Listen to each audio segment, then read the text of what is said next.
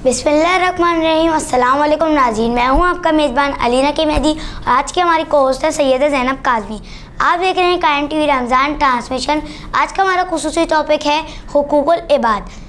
आज हमारे साथ मौजूद हैं शायर अहले बैत, मजहबी scholar, media anchor person ज़ाकरा doctor साहिबा तस्करी। अस्सलाम वालेकुम डॉक्टर साहिबा, कैसी हैं आप? अल्हम्दुलिल्लाह रब्बिल आलमीन। जी डॉक्टर साहिबा, अल्लाह ताला ने फरमाया इंसान पर अल्लाह के हुकूक के बाद हुकूकुल इबाद यानी बंदों के हुकूक का भी हुक्म दिया गया है।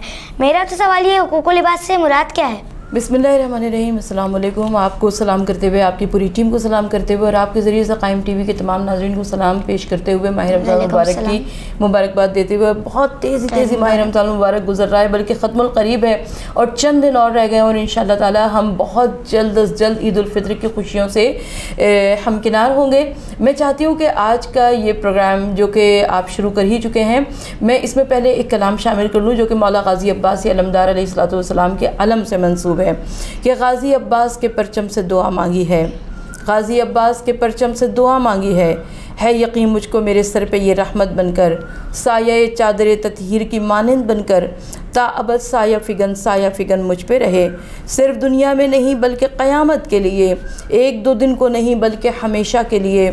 ये अलम वो है जो सरवर ने दिया हैदर को, यानी कौनैन के हादी ने दिया हैदर को, कभी खैबर में दिया और कभी खंदक में, कभी खैबर में दिया और कभी खंदक में, कभी सीने से लगाकर कभी बोसा देकर, ख़ुद पैगंबर ने बताया कि ये परचम क्या है, अज़मत परचम इस्लाम की वुसअत क्या है। जब उठाया इसे हैदर ने कहाँ पहुँचाया, लेकिन जब सानिए हैदर ने उठाया ये अलम, यानी जब सिब्त पैगंबर ने थमाया ये अलम, लेकिन जब सानिए हैदर ने उठाया ये अलम, यानी जब सिब्त पैगंबर ने थमाया ये अलम, दो जहानों की मोहब्बत में समाया ये अलम, आज सक़ाए सकीना ने उठाया ये अलम, हश्र तक जाहो हशम एक अलम से चमका, हश्र तक जाहो हशम एक अलम से झलका, और नाम अब्बास से मंसूब अलम ये चमका, गाज़ी अब्बास के परचम से दुआ मांगी है। सुभान अल्लाह। अब इस वक्त मैं और आप मौला गाज़ी अब्बास अलमदार अलैहिस्सलाम से दुआ मांगते हुए कि परवरदिगार आलम ये माह रमज़ान मुबारक हम सब के खैरियत के साथ गुज़रें, इत्मीनान के साथ गुज़रें और इस तमाम माह रमज़ान मुबारक की तमाम तर रहमतें और बरकतें शामिल हाल हों। आप अपना सवाल एक मरतबा और दोहरा दीजिए। मेरा तो सवाल ये है, हुकूकुल इबाद से क्या मुराद है? हुकूकुल इबाद से मुराद ये है कि परवरदिगार आलम ने कुछ हुकूक़ हमारे ऊपर वाजिब किए हैं, आयत किए हैं। उनमें से कुछ हुकूक़ अल्लाह के होते हैं, कुछ हुकूक़ अल्लाह के बंदों के होते हैं। जो अल्लाह के हुकूक़ हैं उसे हम हुकूक़ुल्लाह कहते हैं और जो अल्लाह के बंदों के हुकूक़ हैं उसे हम हुकूकुल इबाद कहते हैं। तो जो अल्लाह के हुकूक़ हैं उसमें हम जैसे रोज़ा, नमाज, बहुत सारी हमारी तस्बीहात, ताक़ीबात जो होती हैं उसे हम अल्लाह के हुकूक़ कहा करते हैं। लेकिन अल्लाह ताला अपने हुकूक़ को माफ़ कर सकता है, वो अरहमुर राहीमीन है, वो परवरदिगार आलम ज़रूर माफ़ कर सकता है। लेकिन जो बंदों के हुकूक़ हैं उससे हमें होशियार रहना चाहिए, इसलिए कि मेरे और आपके इर्द गिर्द बहुत सारे ऐसे लोग हैं कि जिनके हुकूक़ हमारे ऊपर आयद होते हैं, वाजिब होते हैं। अब उसमें अहले खाना के हुकूक़ हैं, पड़ोसियों के हुकूक़ हैं, अहले मोहल्ला के हुकूक़ हैं, अहले शहर के हुकूक़ हैं, जिनके साथ आप बिज़नेस कारोबार करते हैं उनके भी हुकूक़ हैं, जिनके साथ आप वक्त गुजारते हैं उनके भी हुकूक़ हैं। तो हमें उन तमाम के हुकूक़ का ख्याल करते रहना चाहिए। और मैं और आप इस कदर खुश नसीब है कि हम और आप मज़हब इस्लाम से वाबस्ता हैं और वो मज़हब इस्लाम जो कि ख़ुद हमको तलक़ीन कर रहा है हुकूकुल इबाद के मुतल्लिक़। और जब हम हुकूकुल इबाद के मुतल्लिक़ बात करते हैं तो उसमें परवरदिगार आलम ने कितने सारे हुकूक़ हमको बताए, यानी पड़ोसियों के हुकूक़, इतने पड़ोसियों के हुकूक़ बताए गए कि एक मरतबा सहाबा कराम ने अर्ज़ की कहा कि या रसूलल्लाह सल्लल्लाहु अलैहि वसल्लम हमें ये ख़तरा दरपेश हुआ कि कहीं ऐसा ना हो कि हमसायों को, पड़ोसियों को हमारी जायदाद में से, हमारी विरासत में से हिस्सेदार करार दे दिया जाए। बिल्कुल ऐसे ही मुसाफिरत के हुकूक़ होते हैं, जिनके साथ आप सफ़र करते हैं उनके भी कुछ हुकूक़ हुआ करते हैं। तो इन तमाम हुकूक़ को जब हम जमा कर लें तो उसे हम हुकूकुल इबाद कहते हैं। ये आपने बिल्कुल ठीक है इरशाद फरमाया है, लेकिन मेरा आपसे सवाल है ये है कि पड़ोसियों के हुकूक़ के बारे में कुछ बताइए। پڑوسیوں کے حقوق کے بارے میں مذہب اسلام نے ہمیں بہت تفصیل سے بتایا ہے۔ سب سے پہلی بات تو یہ کہ بہترین مسلمان اسے قرار دیا گیا جس کی زبان سے، جس کے ہاتھ سے، جس کے کسی کام سے اس کے پڑوسی کو ایذا نہ پہنچائے۔ ہمارے گھروں کا طریقہ کیا ہوتا ہے کہ ہم اپنے گھروں کو صاف کرتے ہیں اور کوڑا اٹھا کر پڑوسی کے دروازے پر رکھ دیا کرتے ہیں، پھل خود کھاتے ہیں، چھلکا اٹھا کر پڑوسی کے دروازے پر پھینک دیا کرتے ہیں، گندگی پڑوسی کے دروازے پر پھینک دیا کرتے ہیں۔ تو یہ وہ کام ہے کہ جس سے ہمارے پڑوسی کو ایذا پہنچتی ہے، ہمارے ہمسائے ہم سے ناراض ہوتے ہیں۔ یہاں تک شریعت میں کہا گیا کہ اپنے مکان کو اتنا بلند و بالا نہ بناؤ کہ تمہارے پڑوسی کی ہوا اس سے رکے، تمہارے پڑوسی کی روشنی اس سے رکے۔ تو سوچئے کہ جو مذہب اسلام ہمیں پڑوسیوں کے حقوق کے بارے میں اس قدر بتا رہا ہے، یعنی پیغمبر اکرم صلی اللہ علیہ وآلہ وسلم سے آ کر کسی نے عرض کی، کچھ صحابہ کرام نے کہا کہ یا رسول اللہ صلی اللہ علیہ وآلہ وسلم، مدینہ منورہ میں ایک عورت ایسی ہے جو کہ نماز پڑھتی ہے، روزہ رکھتی ہے، لیکن نہایت بد زبان ہے، یعنی اس کی زبان کے تیروں سے، اس کی زبان کے زخم سے نہ اس کے گھر والے محفوظ ہیں، نہ اس کے اہل محلہ محفوظ ہیں۔ تو حضور نبی کریم صلی اللہ علیہ وآلہ وسلم نے ارشاد فرمایا کہ وہ جہنمی ہے، یعنی باوجود اس کے کہ وہ روزہ بھی رکھتی ہے، نماز بھی رکھتی ہے، لیکن کیونکہ وہ اپنی زبان پر کنٹرول نہیں رکھتی، لہٰذا وہ کسی صورت سے بھی جنت میں نہیں جا سکتی ہے۔ تو اللہ تعالیٰ سے ہمیں دعا کرتے رہنی چاہیے کہ پاک پروردگار عالم ہماری زبان کو شیریں بنا دے، ہمارے اعمال کو اعمال صالح بنا دے، اور ہم کو ایسا بنا دے کہ ہم حقوق اللہ بھی ادا کریں اور حقوق العباد بھی ادا کریں۔ جی آپ نے بالکل ٹھیک ارشاد فرمایا۔ پروگرام ابھی جاری ہے، ملتے ہیں ایک مختصر سے بریک کے بعد۔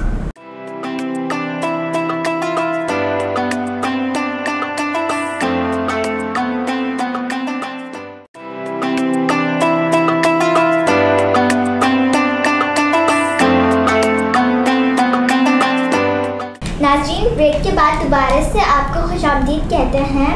میرا آپ سے سوال یہ ہے، جو لوگ بندوں کے حقوق ادا نہیں کرتے، کیا ان کو اللہ تعالیٰ کی طرف سے سزا ملے گی؟ بے شک ملے گی، کیوں نہیں ملے گی؟ اس لیے کہ میں نے عرض کیا اس سے پہلے کہ پروردگار عالم حقوق اللہ کو معاف کر سکتا ہے لیکن حقوق العباد کو معاف نہیں کر سکتا۔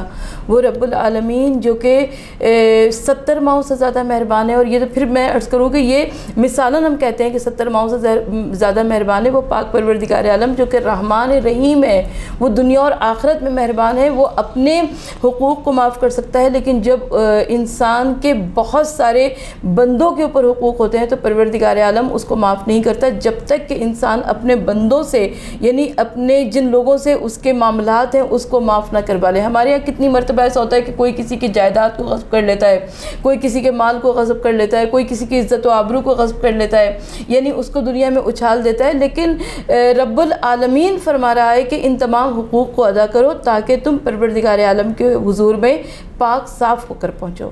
جی ڈاکٹر صاحبہ، میرا آپ سے سوال یہ ہے، حقوق العباد کے اللہ تعالیٰ معاف فرما دیتا ہے؟ حقوق العباد بے شک پروردگار عالم معاف نہیں کر سکتا ہے، اس لیے کہ میں پہلے بھی یہی عرض کر چکی ہوں کہ حقوق اللہ وہ ضرور ہو سکتا ہے کہ وہ معاف فرما دے اگر میری نمازوں میں کوئی کمی یا کجی رہ گئی، میری عبادتوں میں کوئی کمی یا کجی رہ گئی، لیکن ہمیں اپنے ارد گرد والوں کے ساتھ جو معاملات ہیں اس کو دیکھتے رہنا چاہیے، اس کے اوپر نظر ڈالتے رہنا چاہیے، اس لیے کہ کہیں ایسا نہ ہو کہ حضور نبی کریم صلی اللہ علیہ وآلہ وسلم کے زمانے میں ایک عورت ایسی تھی جس نے اپنی بلی کو پانی نہیں پلایا، اب وہ بلی پیاس سے تڑپ تڑپ کے مر گئی، تو حضور نبی کریم صلی اللہ علیہ وآلہ وسلم نے فرمایا کہ یہی بلی اس عورت کو جہنم میں پہنچا دے گی۔ بات سمجھ میں آئی؟ یعنی بہت سے بچے جو ہیں اپنے گھر میں پرندے پال لیا کرتے ہیں لیکن ان پرندوں کے آب و دانے کا خیال نہیں رکھتے، بہت سے بچے اپنے گھروں میں چوزے پال لیا کرتے ہیں، کوئی بلی کا بچہ پال لیا کرتا ہے، لیکن جو سوچئے جو مذہب اسلام یعنی آپ پودے کو لگائیں اور پودے کو پانی نہ دیں تو اس کا بھی ہمارے اوپر آ سکتا ہے، تو کیسے یہ ممکن ہے کہ پروردگار عالم بندوں کے حقوق کو معاف فرما دے؟ رب العالمین جب تک ہم خود بندوں سے اپنے معاملات کو صاف نہ کروائیں، ان سے معافی نہ مانگیں، ان سے وہ ہمیں معاف نہ کریں، تب تک رب العالمین ہمیں معاف نہیں فرمائے گا۔ بہت شکریہ ڈاکٹر صاحبہ، آپ نے بالکل ٹھیک ارشاد فرمایا۔ پروگرام کے اختتام سے پہلے میں چاہوں گا آپ چند اشعار کلام پیش کر دیں۔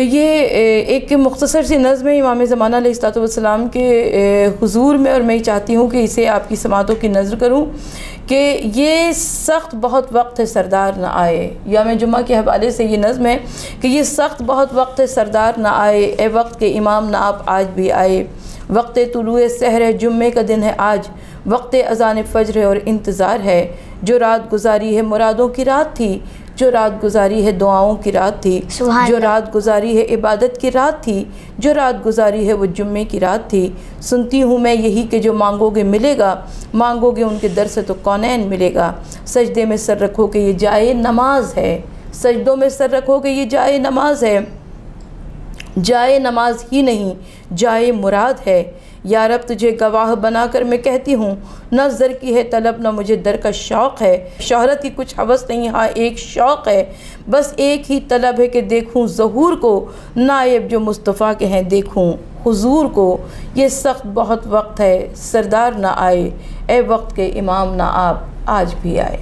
سبحان اللہ ڈاکٹر صاحبہ، بہت خوب آپ نے ہمارے سوالوں کے جواب دیے اور بہترین شعر سنایا۔ جی ناظرین، اب وقت ہو چکا ہے ہمارے پروگرام کے اختتام کا، ملتے ہیں اگلے پروگرام میں، دیکھتے رہیے قائم ٹی وی رمضان ٹرانسمیشن۔ اللہ حافظ۔